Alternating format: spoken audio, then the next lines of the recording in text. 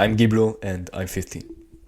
I know facial hair at 15 is quite special, but this obviously isn't what I thought my first video was gonna be. But life happens.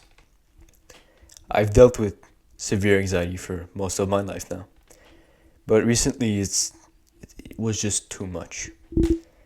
Every day I burnt my energy fighting against it, and now I'm just out of fuel.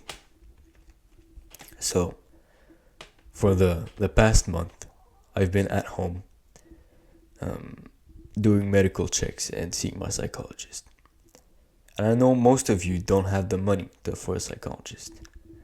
And so here are some of the advice she gave me and things that I personally find helpful. So the first thing she told me was that there are four important things that maintain your mental health. You have to be physically healthy, learn new things and challenge your mind, socialize, and take the time to participate in activities or subjects you enjoy. So before going further, I just want to say sorry for the shitty editing, because it's my first video and I'm learning how to do it. There are also parts you might have difficult time understanding because of my French accent. And if I get good enough amount of requests, I'll do subtitles, but they're kind of hard to make, So let's start with physical health. Having a good physical health hinges on a lot of things, but I'd say the most important ones are sleep, nutrition, and exercise. Sleep is pretty easy to cover. For adults, I believe it's around 6 to 8 hours, and for us teens, it's supposed to be like 10 to 12 hours. But it's obviously impossible to do with school. So I'd say arrange yourself how you can, you know your schedule and yourself enough. I just want you to keep in mind that sleep is one of the most impactful things on your mood apart from medication. So take it very seriously. After that, nutrition. Nutrition is also pretty easy. Drink enough water, eat healthy, don't over or undereat. If I get enough requests, I could show you a couple of homemade recipes like homemade quesadillas, pasta salads, fajitas, etc. Finally, exercise. There are many types of exercises, but each have their own purpose. If you have a dog like me, you can just go out there and walk your dog. You can jog to improve your endurance. You can sprint to improve your speed. Do sports, weight training, or whatever suits you. I'd say, go out there and move. That's pretty simple. Then you'll want to challenge your mind. It's really important to keep learning and improving your knowledge. It's because our mind is made to solve problems. It's like our body. It's a machine that requires constant upkeep and tests to make sure it's still functioning. If, like me, you have ADHD and it can be hard to concentrate, you can try learning things that spike your interest. So if you also have giftedness or HIP, which are the same thing, they mean high intellectual potential, that, like me, you're going to have an inner drive to constantly learn new things, and that will also help. One advice I can give you here is, my guess would be to research topic that incite passion from you and can be of use in your daily life or in your future career. Third, socializing. I can't emphasize how important it is to socialize. You need to talk to other people. I get it. Some of you won't feel like you have the energy to. But let's be honest. You know as much as I do that if you stay at home all day, it's not gonna get better. The last thing you need right now is to lie to yourself and hold yourself back. Go out there see your family, have fun with your friends, touch some grass, and who knows, maybe you'll get waxed.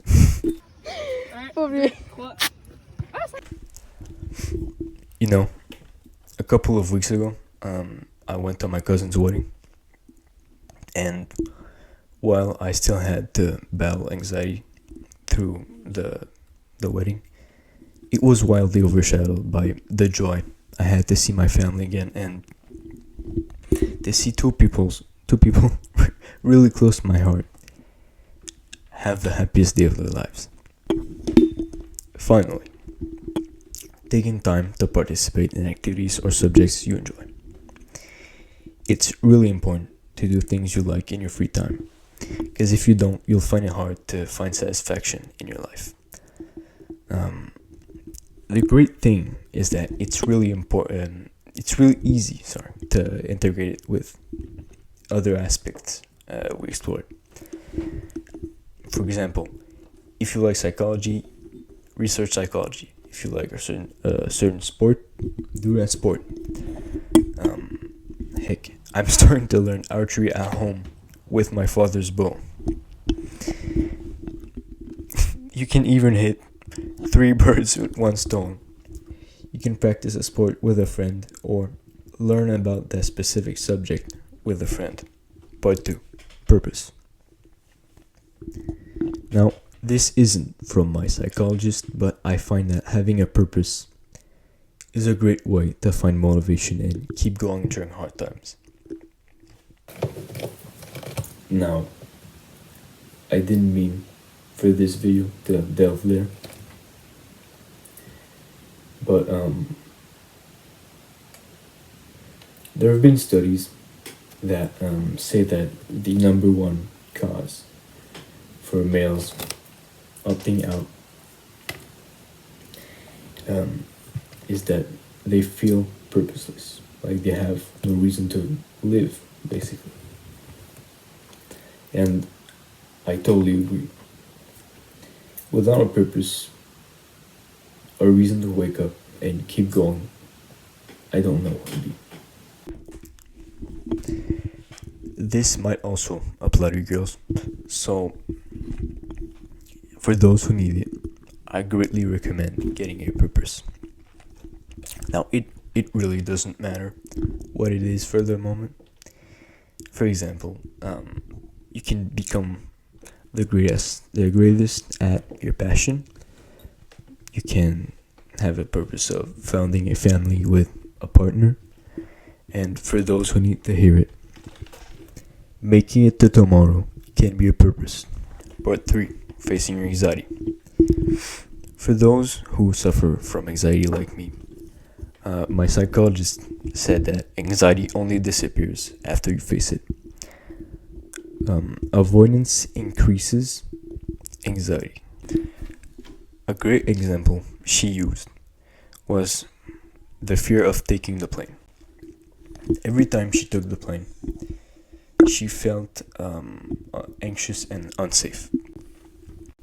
So she decided to expose herself more to taking a plane. And over time, it diminished. But in my particular situation, it doesn't work. In fact, it's the reason why I'm currently at home. Being linked to one of my organs, this problem made it so that it's as if every day I take the plane to go to another airport where I take planes all day and then take a plane home. Every day was exhausting, leaving me with only enough energy to catch up to the work I couldn't do because I couldn't concentrate in class from pain and anxiety. I was about to break when I decided with my parents that I should take time off and take medical checks. I'm getting an Australian accent now. to take care of and take care of my mental health. If you are in my position, you need the next thing before facing your anxiety again. But 4, tools. If your anxiety doesn't disappear as easily, you're gonna need tools. Now, obviously, in my case, I'm still working on them with my psychologist, but I'm gonna give you the 2 first tools she gave me. Tool number 1: harnessing a deep knowledge of the circumstance when you get anxious, such as why, how, and what's actually happening. For example, are you too attentive to a specific situation and raise mental alarms for things that aren't worth it? Tool number 2: reasoning. You have to find realistic and, if you can, depending on your situation, scientific explanations to convince yourself to stop stressing based on the cause of your anxiety. Anxiety itself comes from the fear of the unknown or what is to come. Facts are gonna dissipate your anxiety. Now, that's all the tools I've learned about for the moment. My final piece of wisdom to you is that comfort kills growth. You can't move forward without taking a step out of your comfort zone. If not, you'll stay there and rot. You'll be scared of doing anything and everything. And you'll be vulnerable to the smallest instabilities in your life. Invest in yourself. I believe in you.